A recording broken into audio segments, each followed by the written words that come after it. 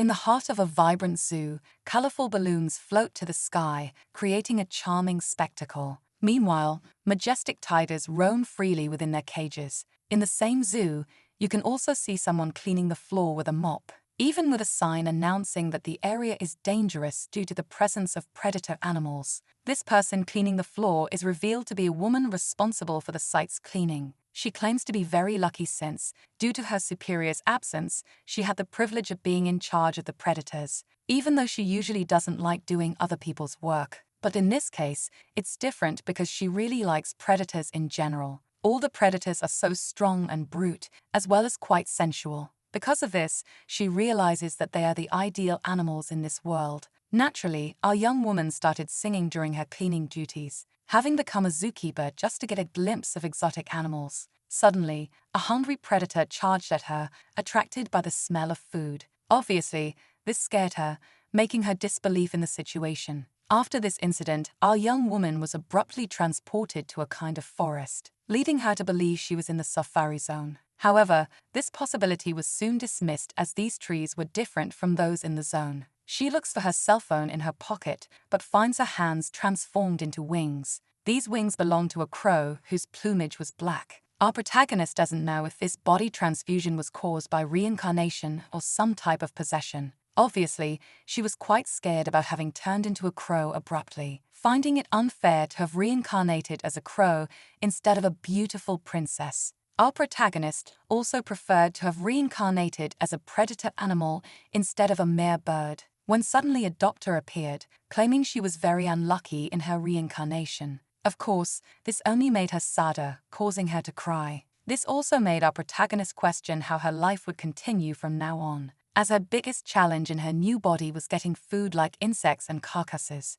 In this whole situation, she turns back to God and says she's curious about the taste of these exotic foods. The only thing that comforts our young crow is that her diet also allows for eating nuts or fruits. So to hunt for these foods, she starts to fly for the first time in her new body, feeling liberated and free to fly all over this planet, claiming that living as a bird might have its positives. When suddenly our protagonist hears human voices below with her sharp hearing, she is quite surprised that people are in that forest, which seems so isolated. With this in mind, she plans to convince someone to adopt her as a pet to receive food more easily. However, our young protagonist would be chased, since crows are birds of bad luck. Determined to try to charm the humans, she decides to introduce herself, heading in their direction. But upon arrival, she doesn't encounter people but some kind of humanoid monster. This makes her quite sad due to her rather dire circumstances. As our protagonist loved games and comics in her past life, she realized these monsters were orcs.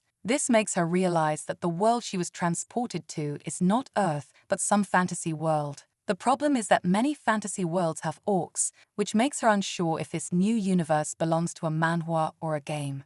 But one thing that relieved our protagonist was the fact she could understand the language of all beings in that world. She also supposed that according to the orc's conversation, there must be a highly skilled human nearby, setting her primary goal to find him as quickly as possible, aiming to help him to receive food and be adopted. She frantically searches for signs of this human who would have killed one of the orcs, when suddenly she finds a blonde man sitting under the shade of a tree. This same human seems to be in a very bad situation, as he was attacked by an unfortunate recklessness. Regretting having accepted the invitation right away after planning to get close to the powerful Count Fallon, formulating the hypothesis that all these events were planned by the fearsome Llewellyn. He also regrets not having been able to awaken the divine powers of the imperial family. But all these reckless actions were based on the urgency of securing stability in his succession to the throne. All this makes him think this would be his end. But something unknown surprised our protagonist. She is sure she has seen this character somewhere. Being scared, our young cleaner produced a typical bird-like grunt. This made the man realize that there was a crow watching him from within the bushes. As mentioned earlier, crows are associated with death, and this made the young prince believe that this apparition was a bad omen. Trembling at the thought that our protagonist was waiting for his death to feed on him, all this made him want to get rid of this unlucky bird immediately. But the young man couldn't make noise due to the presence of the orcs in that region, when suddenly the crow started cawing, drawing a lot of attention. This made the man very irritated with the fact that a stupid bird was trying to cause his death. Suddenly, our protagonist began to fly, aiming to attract the orc's attention away. This action left the man quite perplexed, making him doubt his judgments. Our young woman's plan actually worked as the orcs deduced that the crow was heading towards the man's corpse. The man gets up from the tree and starts moving, even though he is injured. Realizing that the orcs are moving away by following the bird, this made him deduce that the crow was not there to wait for his death but to help him.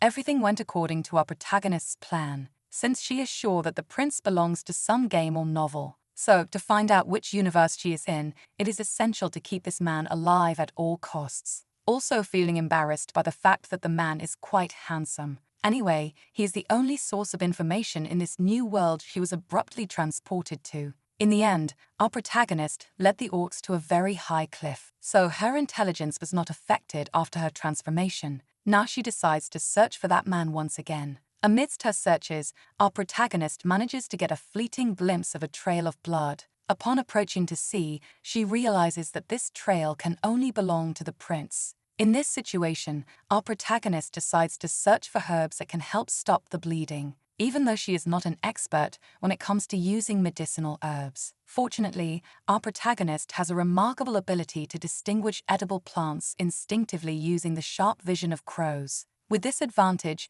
she decides to abandon the whirlwind of thoughts that torment her and focus on her goal. Suddenly, the scene changes, and we find ourselves at the edge of a stunning stream. There, the prince is using a cloth to stanch his wounds. He claims to have been lucky to find a place with running water, since this same water can inhibit the smell of blood, which is essential to avoid the sharp sense of smell of the orcs. But something still seems to trouble our young prince. He wonders why an unknown crow attracted the orcs to another distant location, thus saving him from a cruel fate. He also finds it ironic that a bird symbolizing death has saved him. However, the prince believes that he will not have such luck again, which makes him seek a way to survive alone. When suddenly leaves were dropped from the sky towards a young hare. These plants are known to be excellent herbs used to stop bleeding from wounds. In this surprising situation, he decides to look up to the sky seeking a glimpse of his benefactor. Looking up and managing to see our protagonist who waves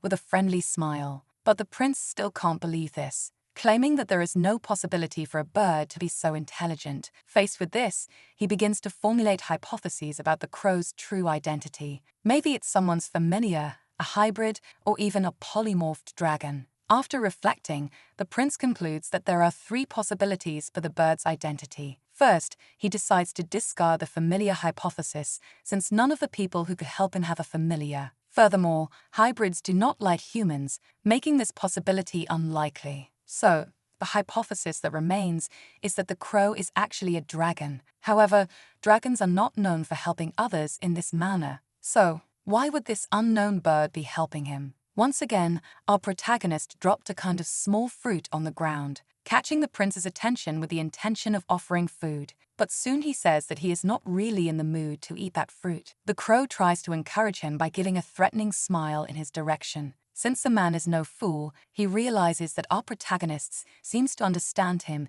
even though she is no longer human. Encouraged by this, he decides to eat the fruit given to him gladly. After eating, the prince evaluates the food, saying that it is sweet enough to create an unforgettable moment. After this, they started helping each other in a sort of collaboration. Our protagonist was responsible for finding fruits and medicinal herbs, as well as warning about the predators in the area. The man was in charge of hunting fish and rabbits to share. Our favorite bird was very relieved by not having to eat insects to survive anymore. And so, after much mutual collaboration, the prince decided to nickname our protagonist Rhinel. He holds the crow in his arms as a way to show his closeness and friendship. This depicts the difference between how the man saw our protagonist at the beginning and the calm expression he shows now. With this, a familiar feeling began to fill his heart. It's as if a famous idol were calling our protagonist by name and showing affection. This left her speechless and extremely embarrassed, finding her new owner absolutely beautiful and perfect.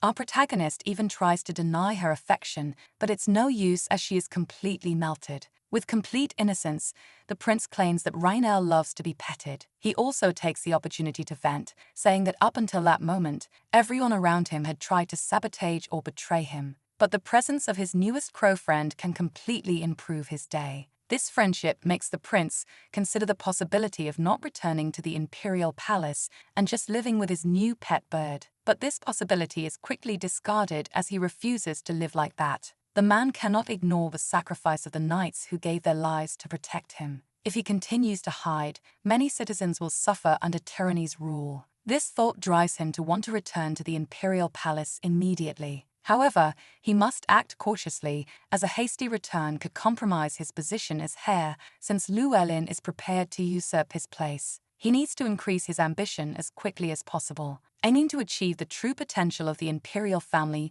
known for the power to transform into a wolf. Meanwhile, our protagonist continues her search for medicinal herbs, hurrying to collect them before night falls. But something surprises her and makes her act cautiously. Our dear bird managed to spot something shiny due to her sharp vision. Looking closer, she realized that this shine came from a precious blue jewel. This made her question why such a rare mineral was in the middle of the forest. She plans to ignore this jewel, but her crow instinct won't allow it. This makes our protagonist head towards the shine unconsciously. These senses make her feel extreme embarrassment for not being able to control herself. She tries to remind herself that she is human and cannot give in to these urges that destroy her dignity. However, the crow soon realized that it was familiar with this jewel that was previously unknown. This stone was used in one of her games based on light novels. This is not a jewel but a fruit known as the Crowbone Stone, which has the power to awaken latent potential in whoever consumes it.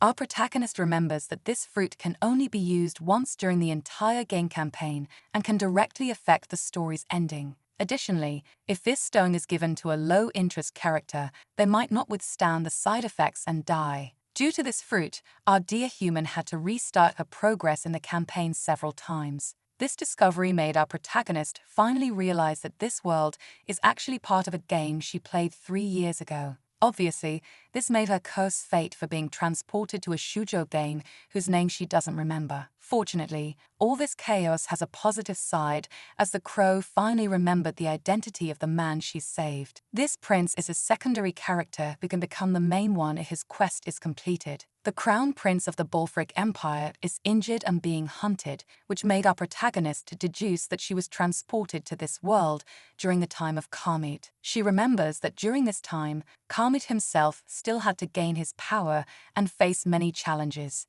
and it seems our protagonist received the important mission to help him awaken and reach his full potential. So she must give him the fruit immediately to help him. This entire journey fills her with hope, believing that when Khamed's authority awakens, she will be able to return to her original world. The crow finally delivers the fruit into the young prince's hands, who is confused by this sudden gift. He realized that the Crowbone Stone is something that not even the imperial family can obtain, making him believe that his bird is some kind of prophet. He states that if he eats the fruit, his destiny will change completely. Although this could help him overcome the desperate situation he is in, there is a risk of death if he cannot withstand the full power of the fruit. Obviously, this is a very difficult decision due to the possibility of death, which makes the prince quite thoughtful. Looking up, he calls for Rainel, his most faithful companion. In a remarkable gesture, he gives his friend permission to live freely in case he dies. After this ceremony, he consumes the fruit, hoping to change his destiny. Suddenly, an overwhelming golden light starts emanating from his body like a cyan aura. This entire explosion leaves our protagonist quite surprised, since in her original game, Prince Khamed was already awakened after consuming the stone. Due to his awakening, our dear blonde feels much more powerful, as if he had overloaded his full potential. The animals around began to flee due to their instincts related to the crown prince. However, all this latent power also attracted various enemies, like a horde of werewolves. This left our protagonist quite worried and irritated that her master was interrupted in the middle of his ascension. She decides to flee and hide after the awakening is completed, as she no longer considers herself useful to her master. However, that memory of friendship still bothers her a lot. The werewolves prepare to attack while hurling curses at the crow. Our protagonist just needs to hold on until Khamed's ascension is over, when suddenly, an explosion of aura occurred inside the dear prince's body. His skin begins to crack, forming golden lightning bolts that extend all over his body. All this creates excruciating pain that is extremely difficult to bear. The The pain is so intense that Kamiut prefers to die rather than endure it. But he cannot give up, as many people depend on this awakening, giving him the motivation to endure all that pain. The prince starts to have visions of his subordinates, giving their lives to save him. These memories make him decide that he cannot die this way under any circumstances. When God created this world, the divine animals beside him began to guide the animals that existed there. They shared their powers with those who resembled God. This was so that humans could wisely lead the planet, being at the top of the animal hierarchy. When suddenly Kamiut transmutes his form into a majestic golden wolf, ready to protect. The sight fills our protagonist with relief, allowing her to finally rest after enduring numerous injuries. After affirming this, she falls to the ground, leaving her owner very worried. The prince says that Rheinel was supposed to flee as ordered instead of continuing to help him. This attitude makes the young man trust our protagonist even more, considering her a great friend and companion. Kamiut states that if she had obeyed him, she would not be in such a deplorable situation. All this attention makes our dear protagonist quite embarrassed for feeling powerless. After getting rid of the werewolves, the prince focuses on finding a way to care for his crow, who was badly injured. After a certain time, our protagonist wakes up feeling a lot of pain. Sometime later, our protagonist woke up feeling a piercing pain. When she opened her eyes, she had a blurred vision of her owner, who was begging the man to heal Rheinel. Suddenly, a kind of blue magic is cast toward our protagonist. The magical energy envelops the crow, who is surprised by the immense healing power it carries. After the spell is completed, our protagonist wakes up showing nervousness and helplessness. In this desperation, Prince Kamiut tries to calm his crow, saying that everything is okay. After calming down, our protagonist decides to fly into her master's arms as a way to show affection. He reveals that Rheinel is under the protection of one of his most loyal knights, and then introduces the doctor who cared for her. Given these facts, our dear bird realizes that her body no longer hurts. This makes our protagonist question if these are the effects of some divine power provided by her presence in this fantasy world. After the healing process is completed, the sorcerer decides to leave the house and exit through the door. Returning to the ceremony, the prince resumes the idea that he is really happy with the state of health of his bird. He also takes the opportunity to say that he was very afraid that our protagonist would not wake up. Obviously, this made her quite embarrassed, making her blush with shame. The reason for such embarrassment was the fact of receiving so much attention even though she is just a crow. This situation frustrates her deeply as her non-human body prevents any possibility of a closer relationship. In the end, the prince will marry someone else, leading our protagonist to think that if she is alone, he should be too. This all creates a very comical scene where the crow caws as a form of protest against this marriage structure.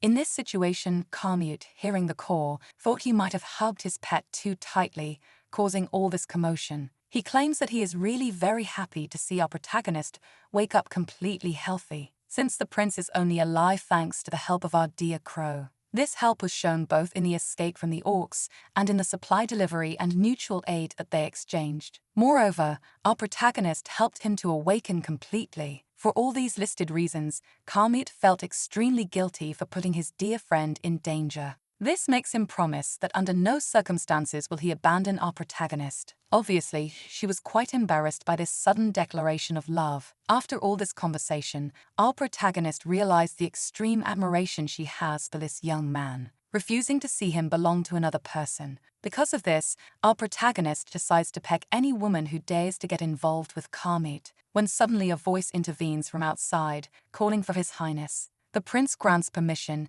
and this person enters the room. This young man introduces himself as Sulagalenos and offers his condolences to His Majesty, claiming to be happy to see him safe. Kamiut quickly apologizes for invading the guard's residence without prior notice. However, our protagonist seems to know this man from the game she played in her past life, but unfortunately, she cannot remember what type of character he was. The man claims he bitterly regrets not being able to protect his master. Because of this regret, he decides to take his own life to pay his debt. Obviously, this unexpected decision leaves our dear Prince Kamiut quite surprised, when suddenly he snatches a sword from his subordinate's hand. With this, the sword falls to the ground with a thundering force. After performing the act, the prince says he appreciates the knight's loyalty, but he cannot be so crazy as to take his own life. Our protagonist was also very happy with the prince's action. After all, he saved a life. But even so, Galenos did not show contentment with his superior's decision.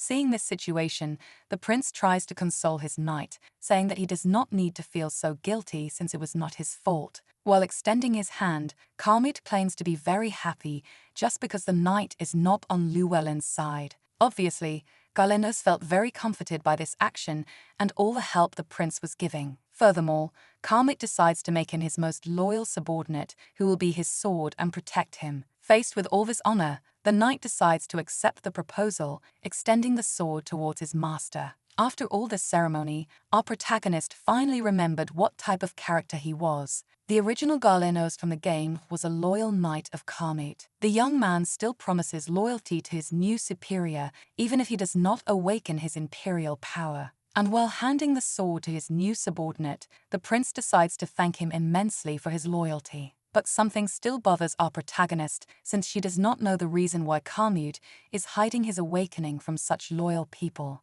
And after calming down, the prince and the subordinate sit at the table and begin to update all the situations happening in the kingdom. And in the middle of the conversation, the young prince calls his crow to keep him company. Obviously, the presence of this bird left the knight Galenos quite surprised and confused. And pausing to think, he realized that His Majesty had a lot of intimacy with this bird. But this made him even more confused. After all, why would a member of the royal family have a crow that represents bad luck? But the prince explained that the bird saved him from orcs and found medicinal herbs, claiming that if it were not for its presence, he would be dead now. Obviously, Galenos found this whole situation very poetic. After all, the prince had never shown a trace of vulnerability. After all, the slightest mistake could cost his life, since he is a member of the royal family and takes many risks. This whole situation is very poetic, since Khalmyd starts smiling warmly at the bird of death. Soon the knight realizes that his master is not an ordinary person, but a very special and gifted one. This makes Galenos develop intense hatred for the crow. After all, a simple bird managed to save his master while a knight could do nothing. But after the questions ended, the prince decides to ask what was happening in the imperial palace during the entire period he was absent. After all, he's been missing all this time, and many things must have happened during this interval. Obviously, this sudden disappearance left everyone quite surprised. After all, the bodies of the knights were found, but His Highness's was not. Galenos continues, claiming that the young prince cried, missing his brother, but this did not make sense to Khalmyd. After all, this same prince hated him and wanted to take his throne. Because of this, the emperor issued an imperial decree following the prince's requests. Faced with this complicated situation, our protagonist could do nothing but observe. After all, she is just a crow. Furthermore, she finds it very sad that the brothers have to fight to the death to win a mere throne. Because of this, she decides to try to calm her master by acting like a simple pet. And obviously, the prince is very moved by this situation. After all, the bird helps him immensely. He orders his subordinate to inform his father that he is alive, but he is not entirely calm because the third prince is planning to usurp the throne. And so, a war for the throne, starring two brothers, begins. But so far, everything is going according to Khalmyd's plans. Suddenly, we are transported to a beautiful flower field. In this very place, our protagonist is observing the various flowers present in the environment, and she is happy to finally be visiting the imperial palace. She is quite excited because she had only seen the palace in illustrations in the game, and now she can see it in person. But she has to stay focused on her mission. After all, in this same palace is the enemy of Prince Khalmyd, and in these times, she is even grateful for not being human. After all, if she were, she would be considered guilty for the prince's disappearance. So for now, it is safer for her to remain as the prince's peculiar pet. When suddenly, our protagonist is caged. After all, she is still a bird. The prince apologizes, claiming that this cage will only be used until they arrive. However, our protagonist doesn't care about that. She is extremely irritated by being trapped in this cage. This entire situation reminds her of the time she was a zookeeper, where there were sad times when animals had to be transported in cages. and she had a lot of trouble restraining the more restless animals. But now that she is in this situation, she realizes it is much worse than she imagined. After finally leaving the carriage, the prince takes her somewhere. But this simple shaking of the cage makes our protagonist quite dizzy and nauseous. When night falls, the prince decides to take the bird out of the cage to check if it is okay. However, the only response he got was a nice bite. After all, our protagonist is very irritated with this whole situation. But the prince didn't take it too seriously. After all, this same bird had saved his life in various moments before. This makes him apologize for putting her in the cage. After all, it was necessary to enter the palace. And with a simple caress, she decides to accept the apology since she is quite happy. And the reason she went with the prince is that he didn't want to return to the palace without the company of his best friend. But it seems that this relationship is not limited to friendship because Karmik decided to kiss his bird, and this act resulted in a very strange scene. Obviously, our protagonist was absurdly embarrassed and confused by this sudden action from the prince. While the bird remains in shock, we see Karmik simply continue with his explanation, pretending nothing happened. He calmly explains that the only person he can trust is his crow. After all, he is only saying all this because his animal cannot respond. If our protagonist were human, she probably would not have seen this side of the prince. After all, he is a very reserved person. In the midst of all this affection, Karmik thanks his crow immensely for always being there to protect and help him. After many hours, they finally arrive at the palace, the place that will house many internal conflicts. Our bird is enchanted with the room since it is quite luxurious and very beautiful. This room is the prince's room, one of the richest rooms in the city. This place is gilded with gold, with a very beautiful fireplace and several luxurious paintings. Obviously, our protagonist is attracted to the gold. After all, she is subject to the crow's instincts, which are drawn to shiny things. But all this joy is interrupted when the prince announces that he will have to leave to resolve some important matters. He orders his bird to stay in that place until he returns to avoid danger. And as a precaution, he orders a butler to take good care of his crow. And he even threatens the poor man, claiming that if he treated his bird badly, he would face severe consequences. However, the butler was relieved to see that his master had left the room, as now he would have a moment of peace without threats. He questions why he was tasked with taking care of a bird that represents death and bad luck. In this situation, he decides to just feed it, as he doesn't want to suffer any consequences. But as we know, it is common knowledge that crows eat worms, so the butler decided to give them to our protagonist. But she did not seem very happy with this feast, as worms are disgusting. However, the poor butler doesn't know this. He doesn't know that our protagonist is a human, and therefore decides to feed her like a normal crow. Meanwhile, on the other side of the palace, the prince could hear the scream of his bird, which was quite irritated about not receiving a proper meal. He is very concerned about the well-being of his crow, as they had never been apart for so long. When suddenly someone starts walking through the room, calling for his brother. This someone was the feared third prince, Llewellyn. Suddenly, the atmosphere in the room becomes tense, as Karmik must act cautiously in front of the one who wants to usurp his throne. Llewellyn claims he was very worried since his brother had disappeared suddenly while he was hunting, and he says this was very dangerous since Karmik had not yet had his awakening. But the third prince doesn't know that he did have his ascension in the middle of the forest. For now, though, Karmik can do nothing but continue with his brother's childish games. He apologizes for being unpleasant and for worrying his younger brother. Obviously, these words made the third prince very irritated, as nothing went as planned. In this situation, we see that Karmik is very attentive, as his brother could explode at any moment. At least something positive happened. Llewellyn was only supported by people who believed he was the only awakened one in the family. And due to all this fame, the third prince became known for his innocence and arrogance, as he never made an effort for anything. And now he didn't realize that his brother had also awakened, as he was too foolish to perceive this. Karmik claims he will make an effort not to worry his brother again, and after this conversation,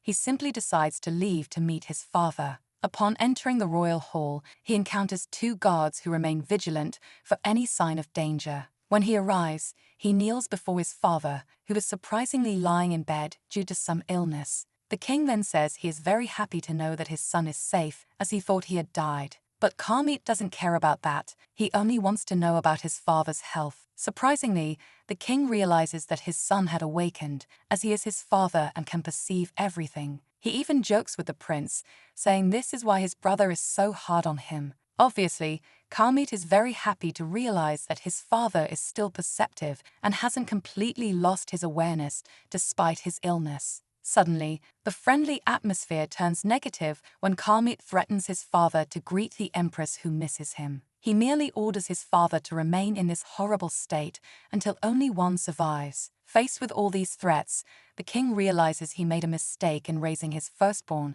as he has become quite arrogant. As he leaves the room, the prince tells his father that if his condition does not worsen due to the illness, the means of succession to the throne will be manipulated. Hearing this, the only reaction the king has is to start laughing, as he is almost dying anyway. He is also happy to realize that his son has finally gained a fighting spirit, the spirit necessary to defeat the third prince. And it seems the king's wife had died in some accident, which is why he is ill. However, he wishes his son well and hopes he finds his place and can smile in the end. Meanwhile, we see that our protagonist is starving, as birds have quick digestion, which makes them very hungry throughout the day. However, our protagonist also refuses to eat the insects she is offered, as they are disgusting. Her only hope is that the prince returns soon, until she looks at the plate and starts to hallucinate from hunger, and her crow instincts take over. With a fearful look, she wonders if she should try just one. After all, our protagonist has the organs of a crow, and technically this should change her palate as well. But no, she refuses to give in to this because she is human. She cannot surrender to her animal instincts. And she was so blinded by her instincts that she almost lost her humanity. To her happiness, the prince returns and is very concerned about the condition of his bird. He orders the butler to bring meats and fruits immediately because the crow does not eat insects. Finally, after a long period of hunger, our protagonist can enjoy some quality food. Suddenly, Karmit calls his bird, saying he has something to give her. He says he wants to give her a gift to celebrate her entrance into the palace. It is revealed that inside the chest are pounds and pounds of precious stones, which obviously attract our protagonist's crow instincts. She wonders how much all these jewels cost, since they seem very expensive. However, our protagonist still does not understand the reason for receiving all these gifts, since she is still just a mere bird. Karmit asks if the crow liked the gift, as it was quite costly. As a way of thanking him, the crow decides to give a jewel as a gift to her master. He is very happy with this gesture, since he did not expect our protagonist to act this way. In this situation, he promises her that when he becomes emperor, he will make the crow a national bird. Suddenly, the scene changes, and we see the crow flying over the royal palace, looking very happy with all the freedom she has been given. Obviously, the gardeners and all the staff present are quite confused by the fact that a bird symbolizing bad luck is flying freely over the palace. In this situation, the gardener decides to hunt the bird, fearing some reprimand from his superiors, when someone intervenes from outside, telling him not to kill the bird. This person is the prince, who ordered his subordinate not to hunt the birds anymore. After all, this crow is his treasure, and if it is injured, the prince will not be at peace. This makes the gardener run away, questioning why the rich have such strange tastes. This makes Karmit start thinking about a way to handle this situation. He needs to find a way to inform the staff that his bird cannot be harmed. Suddenly, a mysterious person begins to approach the garden. This person is the third prince, who is looking for his brother. He claims he didn't find him in his room or his office, so he thought he had disappeared again. In this sibling rivalry, our protagonist can do nothing but start creating hashtags related to employment. Anyway, Karmit is curious about why his brother is suddenly appearing there. This makes him think that the third prince has a lot of free time to just walk around the castle. These provocations make the atmosphere quite intense, since they are two brothers fighting for the throne. Finally, the third prince begins to reveal the reason that brought him there. He asks his brother if he really wants to continue with this idea of taking the throne for himself. The prince quickly agrees and says he does plan to become king. They question who will be the next to be crowned and who will die trying. Finally, the third prince reveals his nature by calling his brother a miserable insect who did not have an awakening. But Karmit quickly retorts that even though his brother has awakened, he still has not completely conquered the throne. He claims that while he was missing, the third prince had his best chance to obtain the throne, but simply wasted it due to his arrogance. And so he gets into his brother's head, saying that he is a pathetic fool who, even awakened, cannot conquer a simple throne. This made the third prince so angry that he activated his awakening, transforming into a kind of human-tiger hybrid. But Khalid had expected his brother to act this way in a fit of rage. However, he did not count on the fact that his brother's transformation was stronger than he had imagined. This new form is more powerful than a tiger, a dog, or a wolf. This makes our dear prince think of a way to get out of that situation. When, to our surprise, our protagonist lunged at the animal's head, thus saving her master. The impact was so strong that it caused a scar on the wolf's head. This blow was also strong enough to make the third prince bleed. She screams, saying she can be more powerful than a spoiled boy. The prince is then shocked by his bird's actions. After all, she managed to save his life. But he cannot let his bird fight alone. After all, she is very fragile and can die from any attack. Due to all these provocations, the third prince decides to attack our protagonist, aiming to put an end to this. But Khalid quickly intervenes in the fight, kicking the dog's stomach. The impact of this attack was so powerful that his brother fell to the ground, transformed. And the prince took the opportunity to taunt, saying that his brother is as dumb as the wolf. With this, he also claimed that the blood of the imperial family does not belong to a dog. But the third prince doesn't care about that. He is blinded by hatred and vengeance, and tells his brother to shut up. With this provocation, Khalid starts to say that he really did not awaken, but even without the awakening, he is still stronger than a mere dog. He also calls his little brother weak and pathetic, and that this wolf form is useless. Now completely shaken, the third prince decides to withdraw, promising revenge. As we already know,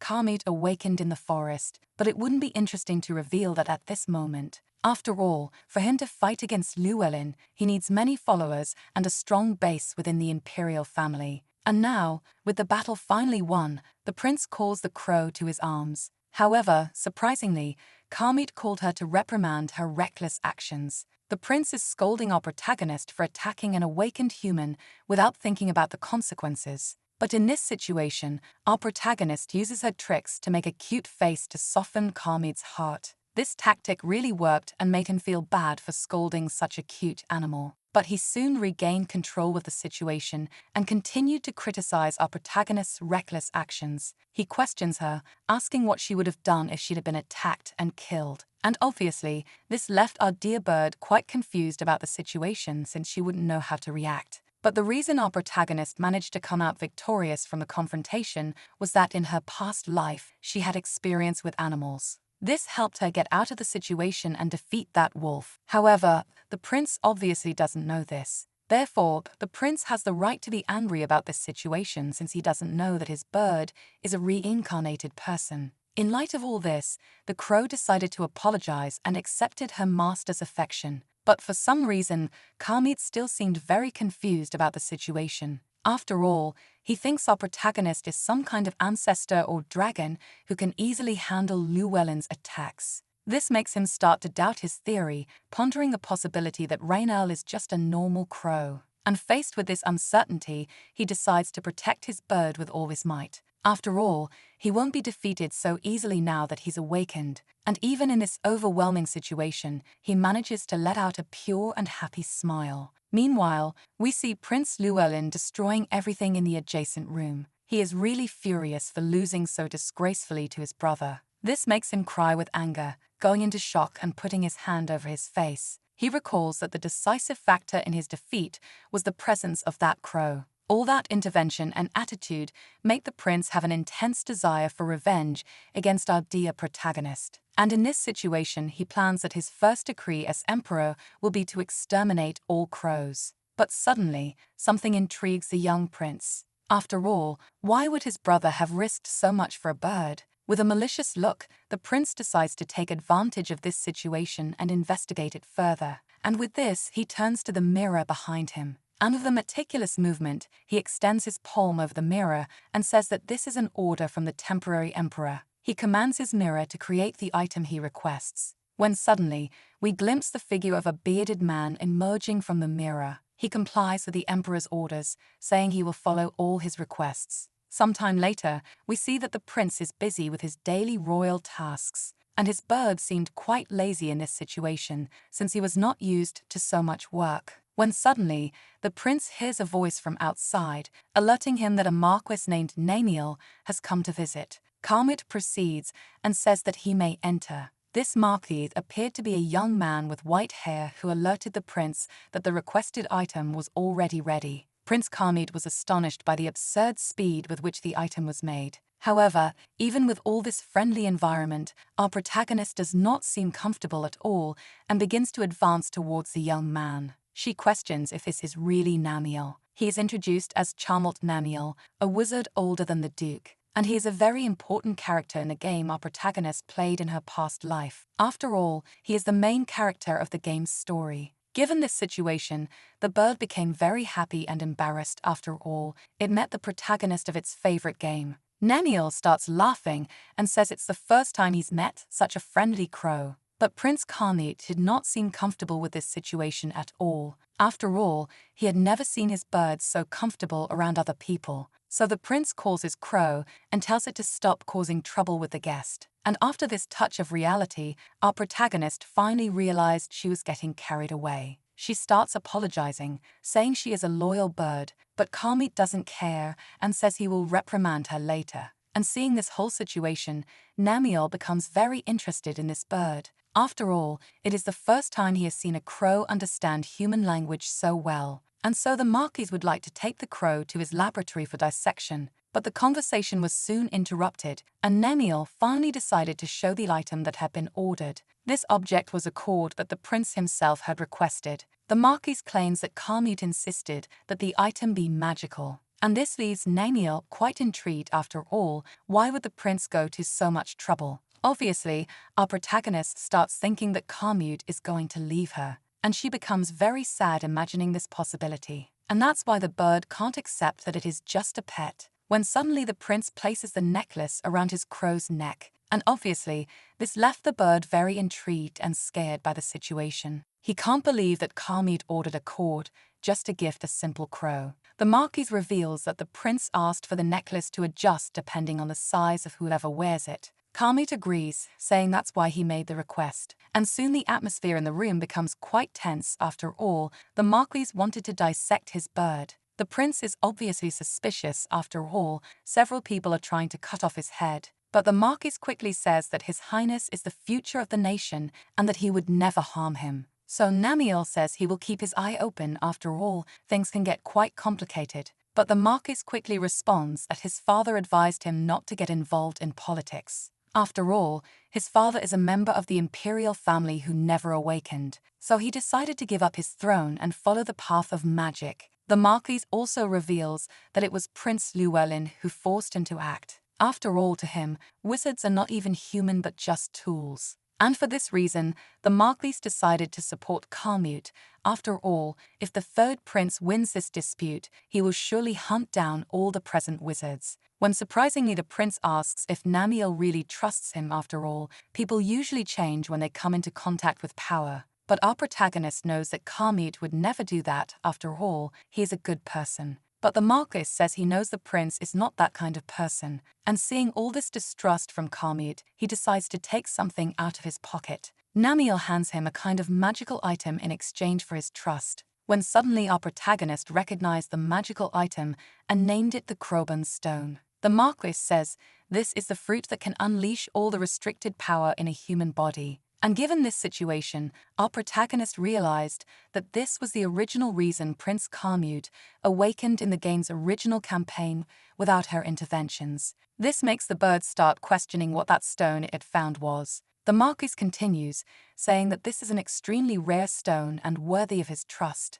Given this, our protagonist realizes she has changed the entire course of the original story. And obviously Prince Kamut questions why the Marquis himself did not eat the fruit. But he quickly responds that despite also having royal blood in his veins, he prefers to be a wizard. In any case, the prince showed he completely understood the situation. And after offering this gift, the Marquis asks if Kamut will accept his offer. The prince then proclaims that if he becomes emperor, he will repay all the help that Marquis Neniel has provided. The Saint responds by saying that if the prince becomes emperor, he will be at his service. And the Marquis hopes to be able to talk in peace now. After all, even though he has imperial blood, the next emperor should not address a mere noble in this manner. But as we know, Khamed is a very humble person who doesn't care much about these rules. And after the Marquis leaves the room, the prince begins to think about what he should do with this stone. After all, Khamed has already awakened, so he has to give this stone to someone he trusts.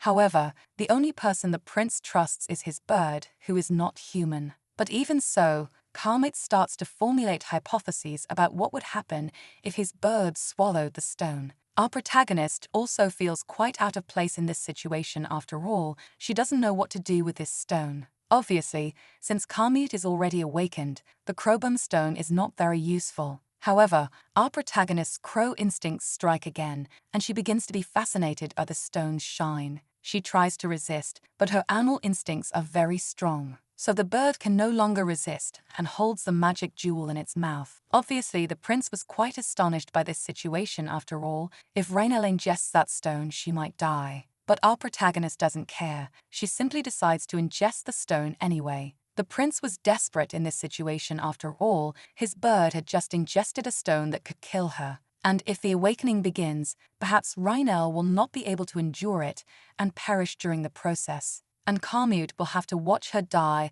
without being able to do anything to interfere, and obviously, this greatly affects his psychological state. He will not be able to survive without his most faithful companion, and he would surely also perish along with his bird, until after a while, our protagonist shows signs of life again, and this ignites a flame of hope within the prince. Khamed realizes that nothing happened and that his bird was there in front of him healthy. After all this scare, Khamed decides to sit down to relieve some of the pressure. After all, his bird almost died. Our protagonist can't remember anything that happened during that time. She doesn't even remember ingesting the stone. In any case, this was a bit useful after all. She prevented someone else from ingesting that stone and having an unplanned awakening. The bird also laments not having had an awakening. After all, she remains just a weak crow when she could be an awakened crow. But it seems that nothing changed. She remains the same crow as always. When suddenly our protagonist starts feeling unwell and convulsing. She wonders if she is undergoing some kind of awakening, but her body is not glowing. Khamed shows considerable concern in this situation. After all, his crow simply stopped showing signs of life. When suddenly someone interrupts the situation, saying there is nothing wrong with the bird. The prince asks why his crow is in so much pain, but the doctor replies that he has no idea. After all, the magic would be absorbed if something were wrong, and in this case, it wasn't. All the prince can do is watch his crow's body burning with fever and not be able to do anything to help. He dismisses the doctor, telling him to leave the room, and after that, he sits with an enormous feeling of guilt and remorse. After all, his bird was in that state only because he obtained that stone. All of this makes him feel useless and afraid. He becomes a powerless person in this situation. And all the crown prince can do is pray for his bird to return to normal. Some time has passed since then, and the prince fell asleep from exhaustion after staying by his bird's side for hours. But something different happened. Our protagonist was teleported to some kind of cosmos. Looking at her hands, she realizes she is in some sort of astral human form. And in the midst of all this strange situation, she wonders if she is alive. When suddenly our protagonist starts to feel the wind on her face, and she is transported to some kind of flowery field along with the sun. She resumes her crow form, and the situation becomes much more abstract. Looking to the side, she sees her body in human form being surrounded by some kind of dark energy. A voice intervenes, saying that a long time ago, the bird closest to the sun helped the wolf and became one of its wings. The wolf ate the body of the human with whom it shared the power, a very dark and sad story. And to prevent the suffering of the survivors, the bird gave life to a creature called Crow. And it seems this bird is our protagonist, who is currently in a very abstract environment. Returning to the real world, we see Prince Khamed waking up after a poorly slept night. He regrets having fallen asleep at such an important moment. When looking to the side, he has a truly surprising vision. Suddenly, our protagonist transformed and became a human. However, her form is different. It's as if she has merged with the form of a crow. Obviously, the prince is very confused by this whole situation. After all, his bird had turned into a human without any explanation. Khalmit wonders if this person who had invaded his room was some kind of assassin or something. After all, he was a much-hunted prince. But he quickly dismisses this possibility. After all, what kind of assassin would sleep so peacefully in front of their target, when suddenly he notices that the necklace that was on his crow had been transported to this stranger's body. This makes him conclude that this person was his bird who had transformed, and analyzing the feathers, the prince realizes that indeed his crow had changed form. He begins to hypothesize that he might have gained human form because of the Croban stone, when suddenly our protagonist wakes up from her deep and strange sleep. She asks if there is something wrong with Khalmit, but he seems very confused by this situation. She asks if it's time to eat her worms. After all, she was a bird until recently. When suddenly she realizes that her hand has taken on a human form, and she begins to understand that she is no longer a crow. And what gives her a reality shock is realizing that her wings have been replaced by human limbs. Obviously, after living so long as a bird, she is very confused by the situation and decides to look for a mirror. But Khalmit stops her, saying that she was heading for the exit. So he decides to take her to the mirror, and she is able to see her new human form. However, our protagonist noticed that her form is quite different from when she was a human in her past life. In her new form, her eyes shone like jewels and seemed to blend with her old crow form. She obviously begins to ponder the possibility that this was caused by the Krogan stone. But our protagonist still questions why she feels so weak even after awakening. She complains, saying that at least she could have kept her strong muscles from her past life. She says she lost all her muscles and that her new arms look like cotton swabs that can't even slap Llewellyn. But our protagonist simply decides to forget these negative points and focus on the fact that she finally became human again. Now she no longer needs to be trapped in a cage or eat disgusting worms. Besides, now she finally has the opportunity to live with Prince Khalmit, and he asks if Raynell feels well after going through all this metamorphosis. Moreover, our protagonist went through a very suffocating situation of not even being able to speak due to her crow form. But now she can finally talk and hug others as she pleases. Given this new situation, she starts repeating Khalmit's name several times. After all, now she finally has the ability to call out his name. Since then, time has passed, and the prince asks if our protagonist is okay. She is still a little dazed, but responds yes, even though she is still crying from the surprise of seeing the difference in her form. But no matter how much she says she is fine, inside her head is a whirlwind of emotions and thoughts. After all, she was a crow until recently, but she still doesn't intend to reveal that the whole world is actually made to be a game. After all, the prince would be quite shaken to know that his entire world was created only as a source of entertainment. So our protagonist decides to keep this a secret and not say anything about her reincarnation. And to hide this fact, our protagonist says that she was just afraid of dying after ingesting the Kroban stone. The prince also says that he was afraid his beloved bird would die in that situation. After all, he was praying with all his might for his faithful companion to recover. And he can't believe that his beloved pet has now become human. This makes him hug our protagonist tightly, saying that she has no idea of his happiness. Khalmit thanks her immensely for waking up, and obviously, our protagonist is very embarrassed by the situation. She doesn't even know how to react to so much direct affection from her beloved prince. Khalmit then asks if Raynell is uncomfortable with the hug, but she doesn't seem to hear because she is so embarrassed. Amid this chaos, she wishes to return to her crow form to escape this embarrassing situation, and surprisingly her wish is granted. However, she still doesn't understand why she changed her form suddenly and is quite confused. Obviously, she still doesn't understand anything about the situation and seeks to understand the reasons for her latest metamorphosis. And since our dear protagonist is in a game, she ponders the possibility of having to buy a premium package to achieve a complete awakening. Given this situation, our dear crow becomes desperate and starts flying upwards, only to be stopped by Khalmit, who tells her to calm down. He holds her in his arms and says he will teach her how to regain her human form. He puts our protagonist aside and says he will demonstrate his transformation first. And after saying this, he transmutes into a beautiful awakened golden wolf. Even our protagonist was quite scared of this wolf form. After all, the prince looked very intimidating. when suddenly they'd perform some kind of suspicious and strange greeting. Then suddenly Kamiut returns to his human form and says it is our protagonist's turn to transmute. But she didn't understand anything from the prince's explanation.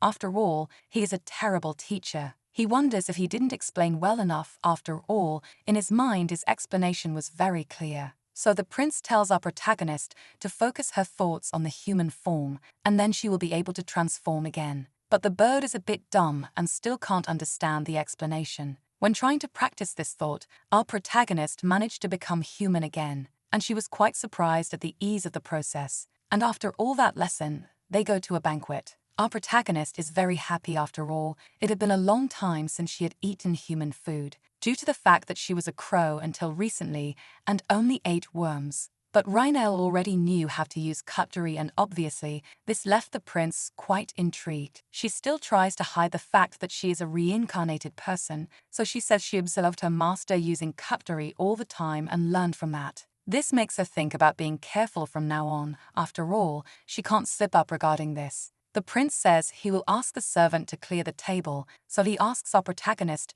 to return to her crow form. And she obeys, thus returning to her majestic animal form. The servant arrives and starts cleaning everything, while our protagonist brags about becoming a master in the art of transformation. This opens up a range of possibilities for our protagonist. After all, she can take full advantage of both bodies. She begins to ponder the fact that Kamiut plans to use her abilities for espionage. After all, she is a very stealthy animal. And after clearing the table, the servant finally leaves the room. Then suddenly the prince apologizes to his crow. After all, he is hiding the fact that our protagonist is human for a simple whim. But she still doesn't understand why the prince is apologizing. And she still thinks about the possibility of being a crow spying on the third prince, or even pretending to be an innocent maid to take out Llewellyn. And she is willing to do all this, even though assassination is quite a heavy thing. After all this imagining, Kamiut finally says what he wants from our protagonist, when surprisingly he only asks her to stay safe, a truly selfish request. And obviously she is quite surprised. After all, the prince could make much better use of her abilities. But Kamiut doesn't care about that. After all, he is afraid of losing his most faithful friend to the third prince, who is an arrogant and greedy man, because our protagonist's human form would attract many dangers within the imperial palace. But she understands the prince's reasons. After all, he is only concerned about his most faithful friend. He then begs our protagonist to wait just a little longer. After all, when he becomes emperor, he will make this palace the safest place of all, where our protagonist can use any form she wants. She accepted this request very peacefully and plans to hide during this period. But our protagonist asks that in return the prince let her help in all his goals. He absorbed this information while hugging his most faithful bird, who had now become a human. But meanwhile, a crystal ball was watching the two, and the one watching them was the third prince, who knew the whole situation. Meanwhile, a man in a suit in the palace questions himself about why he failed. After all his plans were perfect, and the first prince shouldn't have survived. He made sure to execute the plan when the prince's guard wasn't present, also receiving a message that all the knights under Kamiut's command had died. So he thought the prince had finally died. But something happened. After all, Kamiut survived all those obstacles. Moreover, the prince took advantage of the situation to say that he was giving his all to obtain the right of succession to the throne. So the man questions whether his judgment was wrong and if he made a mistake in his plan. After all, the only reason the nobles supported the third prince was because of his awakening. Since in this world, the wolf represents a symbol of honor, and the one who conquers this symbol will become a legend who can lead the empire. And that's why those who are awakened are the closest to nobility. These ideas were created by Carlian, a very strong mercenary in this fantastical world. So only because of this awakening did the nobles decide to support the third prince, even though he does not fulfill the true qualifications to become the emperor. After all, the only way to maintain the glory of the empire is by placing an awakened person on the throne. But the man doesn't know what will happen to him now that the first prince survived. Moreover, the third prince abandoned him, calling him an incompetent marquis. And this obviously shook him, leaving him at a loss. He needs to make a decision, of which he has two options. The first is to live an isolated life where he will always be at risk of being killed. The second is to find a different path to follow. when suddenly, the man encounters our protagonist with a very frightening expression. Obviously, he is startled by the sight of a crow in the middle of nowhere. After all, how can a bird of death be on the first prince's shoulder? And it seems it was Marquis Wilhelm himself who decided to meet with Carmute. The bird has this suspicious look. After all, it was this same Marquis who planned the prince's assassination. And obviously, the man trembled in the presence of these two. Given this, the Marquis formulated a hypothesis that this crow was a warning of his death. The poor man thinks he will lose his life if he says anything wrong. However, the Marquis says he did not come to apologize for the assassination attempt, but Carmute, perceptive as always, realizes something is wrong. After all, this man only supports the third prince because he is an awakened person. However, he failed to kill Carmute, so he was simply abandoned and dismissed from his position. And he had no choice but to go to the first prince to seek refuge. And after making this superb deduction, Carmute asks if he hit the nail on the head. And obviously, the Marquis was quite surprised by the young heir's deductive ability. He begins to develop an admiration for the first prince, realizing that he has the necessary qualifications to become an emperor. Given this, he decides to kneel and swear loyalty. But Carmute warns that this action is very dangerous. Even so, the Marquis continues with his decision, admitting that he was a human who made a terrible choice